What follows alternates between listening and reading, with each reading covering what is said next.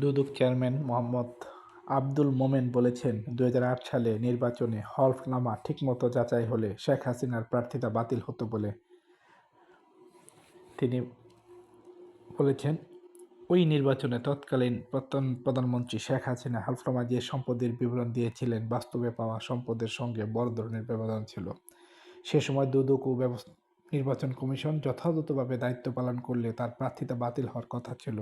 আজ রোববার দুদকের সাংবাদিকদের সংগঠন রিপোর্টার্স এগেইনস্ট কারাপশনের ২২তম প্রতিষ্ঠাবার্ষিকী অনুষ্ঠানে তিনি এসব কথা বলেন।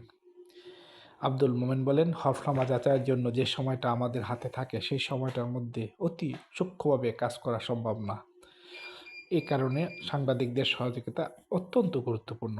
তিনি সাংবাদিকদের প্রতি আহ্বান জানিয়ে বলেন, কোনো প্রার্থীর হলফনামায় প্রদর্শিত সম্পদ নিয়ে যদি সন্দেহ থাকে তাহলে তা অনুসন্ধান করে সবার আগে দুদকের কাছে তুলে ধরতে।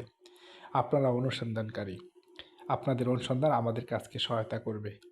তিনি আরও বলেন, আমরা চাই না হলফনামায় প্রদর্শিত হয়নি এমন সম্পদের মালিকরা বা অবৈধভাবে বিত্ত বৈভবের মালিকরা ভবিষ্যতে রাষ্ট্রের শাসক হোক। দুদক চেয়ারম্যান আবদুল মোমেন বলেন, সবার জন্য সুশাসন ও ন্যায় বিচার প্রতিষ্ঠা কমিশনের প্রত্যাশা। দুর্নীতি দেশের একটি বড় সংকট।